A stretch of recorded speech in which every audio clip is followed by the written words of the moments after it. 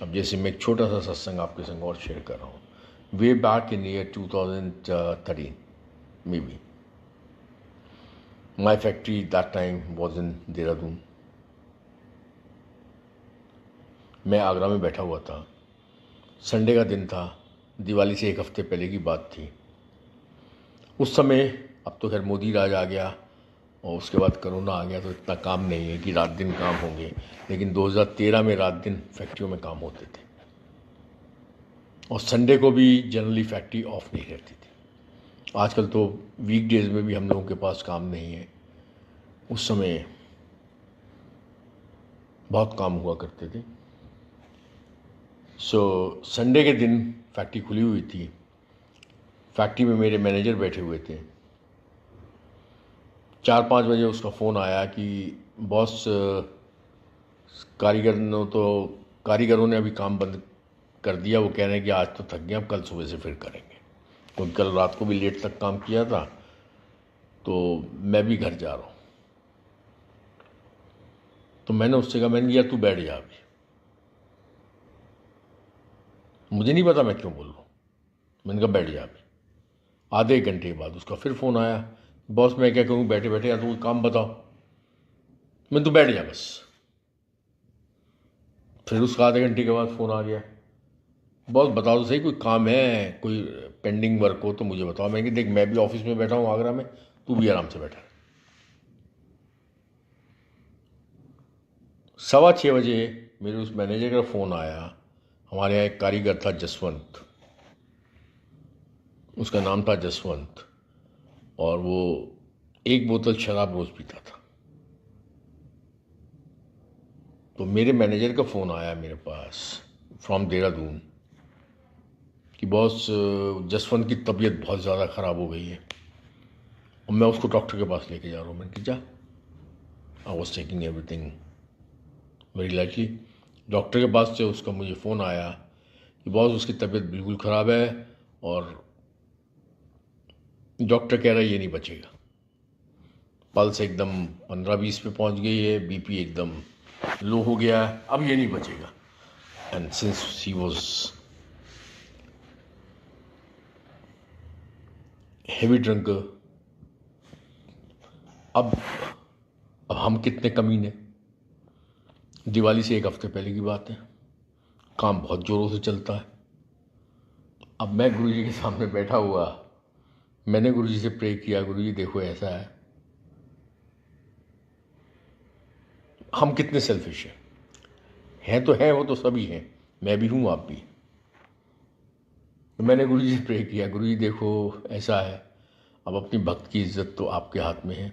अगर ये साला कमीना भी मर गया, मतलब वो कारीगर अगर अभी मर गया, तो मेरी फैक्ट्री में कम से कम 2-3 दिन की छुट्टी हो जाएगी, मेरे सारे ऑर्डर कैंसिल हो जाएंगे, मैं बुरी बुरी तरह से मुसीबत में आ जाऊँगा। प्लीज़ उसको दिवाली तक मत मारो, मारना है दिवाली बाद मार देना। तो I started praying in that way to my guru ji. और गुरु जी देखो, हुन ना मारो, उन्नू मारना है दिवाली बाद मार देना, स्यापा काटना, वैसे ही न शराब भी है तो उन्होंने दिवाली बाद मारना। मैं उनसे प्रे किया, उसने कहा जी डॉक्टर मना कर रहा है। मैंने कि इसको तो तुरंत हॉस्पिटल में लेके जा। और मैं कहा देख गुरु जी का कोई भी स्वरूप तेरे पास हो। कहता मेरे पास कुछ नहीं है। मैंने कोई भी चीज़ हो। उसने कहा मेरे पास गुरु जी का पेन है। मैंने कि उसके हाथ में पेन पकड़ा और फटाफट जा hospital. So he went to hospital वहाँ देहरादून में। पहले फैक्ट्री, और देहरादून फैक्ट्री इंडस्ट्रियल एरिया में है, जो कि देहरादून सिटी से करीब 25 किलोमीटर दूर है। 25 किलोमीटर वो ट्रैवल करके वहाँ गया। वहाँ जाके हॉस्पिटल वालों ने भी कह दिया भाई ये नहीं बचेगा। मैंने कहा तू यार ज़बरदस्ती इसको डलवा, सबका खर्चा देखी जाएगी, तू अपना डलवा दे। इधर से मैं गुरुजी से प्रे कर रहा हूँ, गुरुजी इन्हों दिवाली तक बचा दो, बाकी मरना ही है इन्हें, बचना तो है नहीं। उसको हॉस्पिटल में भर्ती हो गया। नेक्स्ट डे सुबह उसका हाल लेने के लिए वो गया मेरा मैनेजर। तो पता चला कि जो बंदा रात को मर रहा था, वो सुबह वहाँ हॉस्पिटल के अंदर लड़ाई झगड़ा कर रहा है कि आईसीयू में बैठ के उसने सुबह सुबह उठ के बीड़ी सुलगानी शुरू कर दी। Bidi. The local Indian local cigarette, bidi पी रहा है और हॉस्पिटल का स्टाफ उससे लड़ रहा है।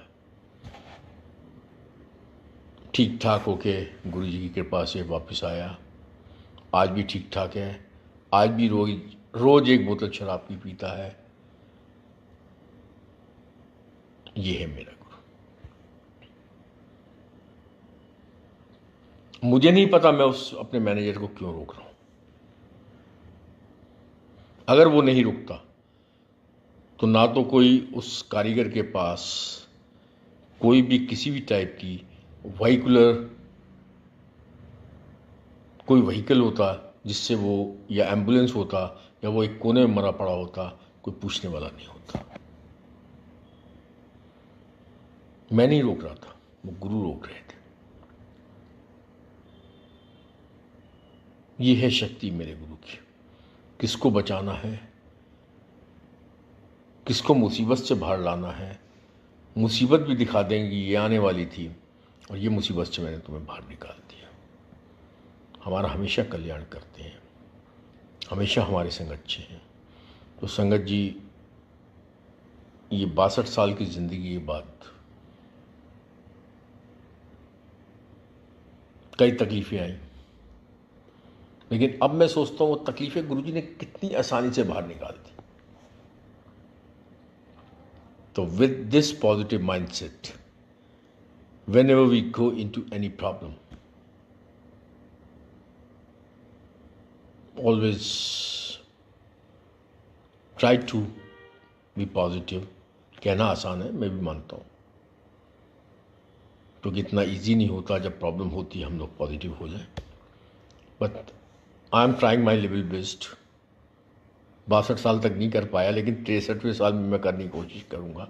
वैसे तो गुरु जी कोई प्रॉब्लम ही नहीं आने दे, वो सबसे बढ़िया बात तो ये है, लेकिन फिर भी मेरे कर्मों को काटने के लिए कोई प्रॉब्लम आती भी है तो मैं यही करूँगा।